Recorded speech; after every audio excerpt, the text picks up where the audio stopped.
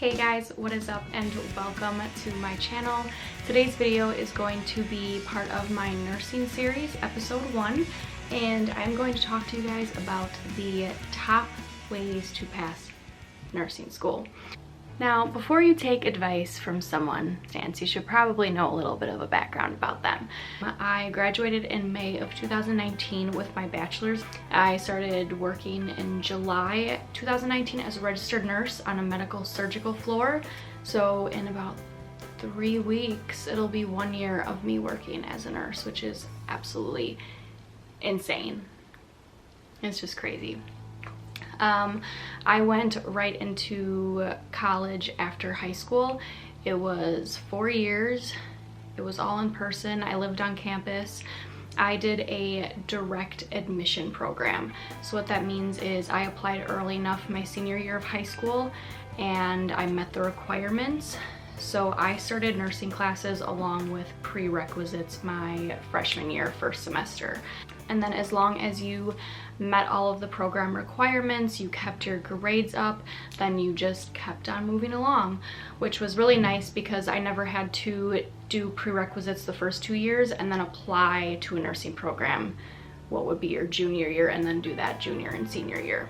And I just wanted to continue my schooling, so my senior year of college then, I applied to grad school. So now I am in graduate school for my master's. I am doing the family nurse practitioner route, and I just finished up my first year, and I have 2.5 more years to go.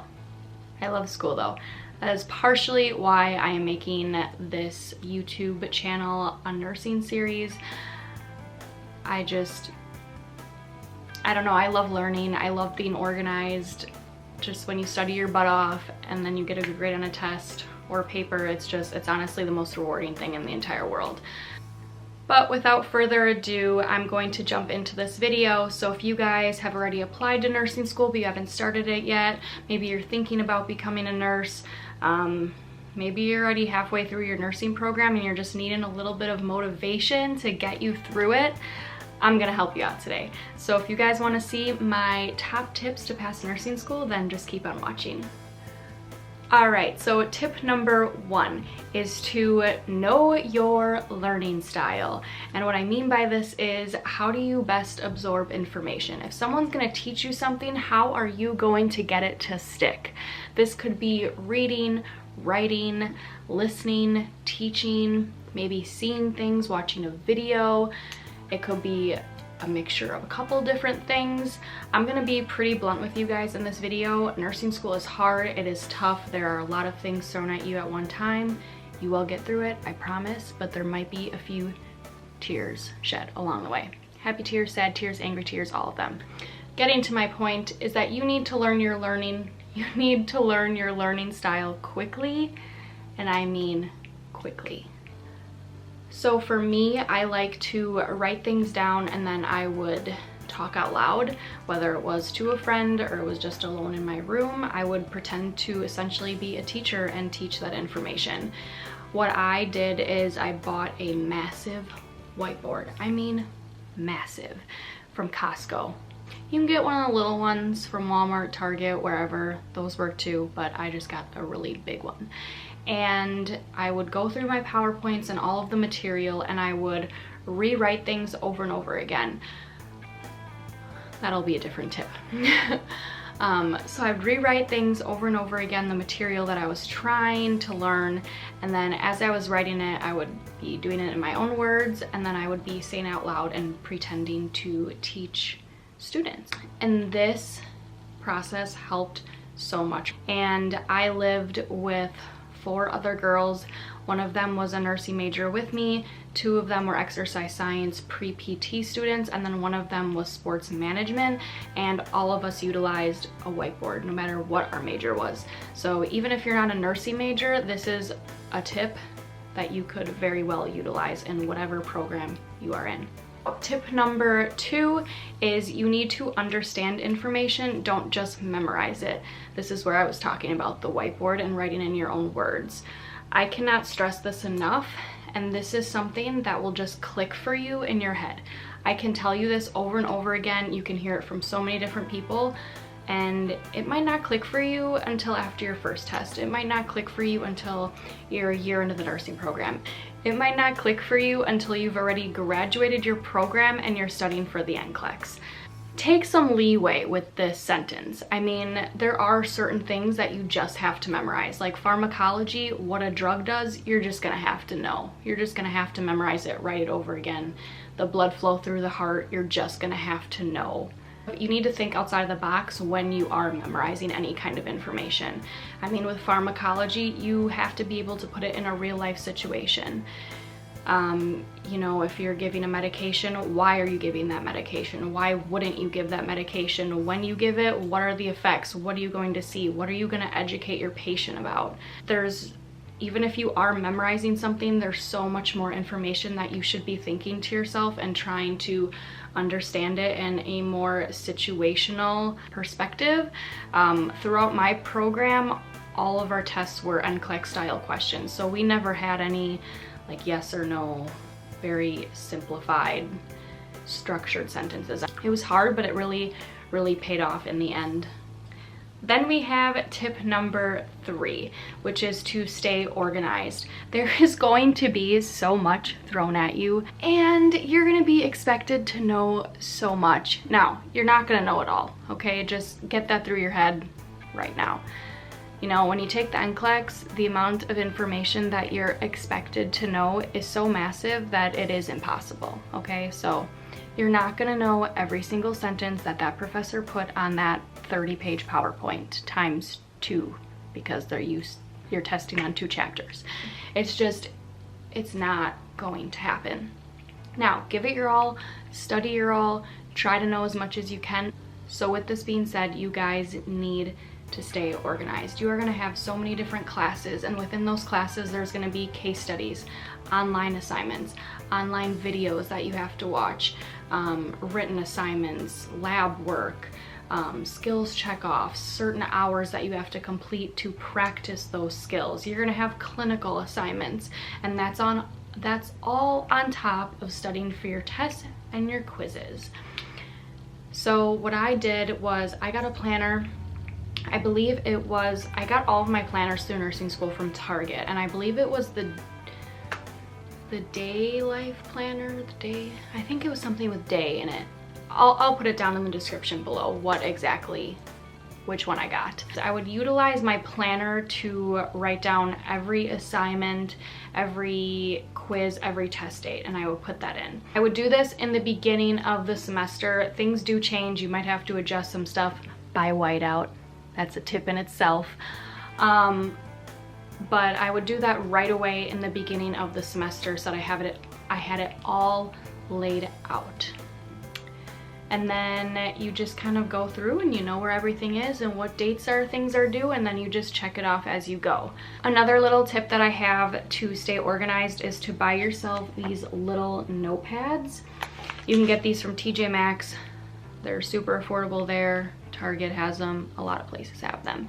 And I would always just put these on my desk in my room, and then if I had, you know, during the weekend, Saturdays and Sundays, or if let's say on a Tuesday I only had one class, so I really had the majority of the day to study and get things done, I would make myself a separate to-do list on this sheet that was just for this day.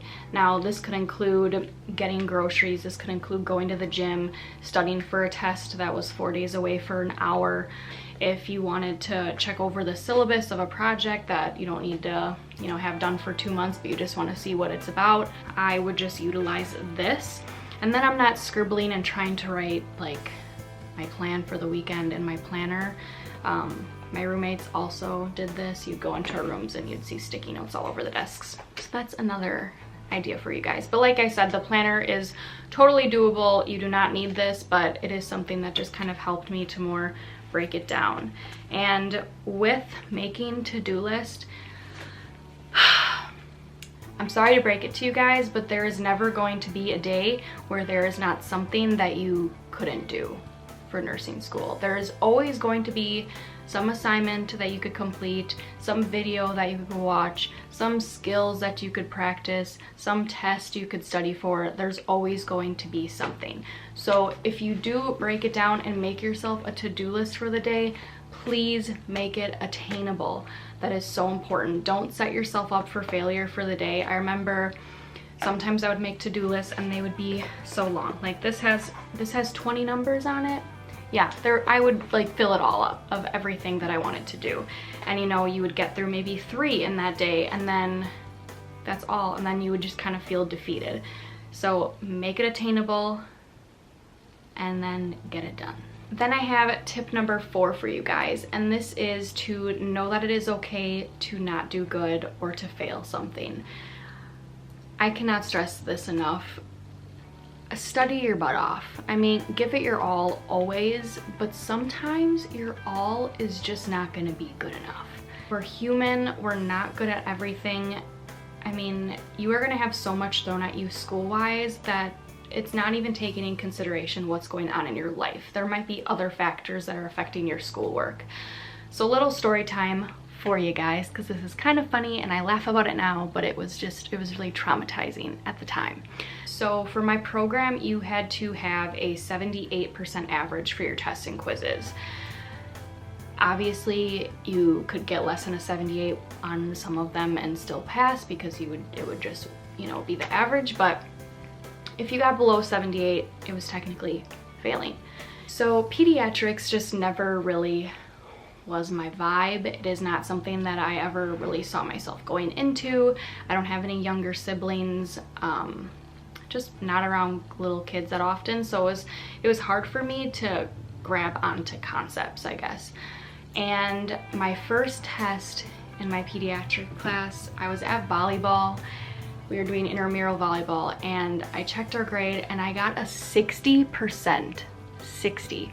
I have never, like this is junior year, I have never gotten a 60% on anything before. I freaked out bad. I was in tears walking back to our room, went right into my room, shut my door, bawling, hysterically bawling. I think I cried for hours. And my parents are divorced, and I remember I called one of them. I told them, and this is at like 11 o'clock at night, mind you, so they're already sleeping. And I called them and I'm bawling and I'm telling them that I failed this test and I couldn't believe it. And one of my parents was able to calm me down, and they said, "Are you okay now? Are you gonna be able to go to sleep?" And I said, yeah, I'm fine. And I hung up on them because I kind of felt bad that I was on the phone with them for half an hour about this one test that I thought was going to end my life. I hung up the phone, immediately started bawling again, called my other parent, same situation over again. And then they call me down, and then they're like, "Are you okay? Are you going to bed?" And then again, I felt bad, so then I said, "Yeah, it's fine," hung up the phone, hysterically bawling again. My roommate, Mia, she's the one in the nursing program with me. I'm laying on my bed and the door is across from me, and I see a note slide under the door. And I open the note and she's like, "I know you don't want to talk about this right now, and just know that I love you. I'm here for you. You're gonna be fine." You can always check your average for your test and quiz grades on the computer system that we had for the school. It says, well, what's your average? What do you have in the class now? Because we obviously had quizzes before this. And I was like, it's an 86. So I mean, it was fine, but at the time it was so emotional, and I immediately associated failing this exam with failing the entire nursing program. And then, you know, you associate with, I'm not gonna pass nursing, I just wasted 3 years of my life, I wasted so much money, I'm never gonna be a nurse. So long story short, just understand that you're not gonna be good at everything. Everything is not gonna click. You're going to make mistakes through this program. You might fail a class, you might fail a skills check off, you might fail a couple tests. Whatever it may be, you will get there. Believe me, you will pass nursing school, I promise you. Be hard on yourself to make yourself the best that you can be and to give it your all, but don't be so hard on yourself that you go into a frenzy in your head about everything in life. And tip number 5 is to try to teach the information so that you know what you don't know. This might sound really silly and you might not realize that you're doing this, but when we're studying, we tend to focus on the things that we already know, which is weird. And you do it without realizing it, but I'm telling you, you do it. I've sat there for hours studying the same little section about something over and over again. And I know the information front and back. I get it, I understand it, I feel good about it, I could teach it, I know I would get those questions right on a test. But it's like, it's your safe zone. So you keep going over that instead of going over the information that you don't have a clue about. It's not good. It's a waste of your time. Put that book down, put that study packet down, and just teach an imaginary audience, and you will find out very quickly what information you don't know. If you're rambling about random things and then you sit there like this,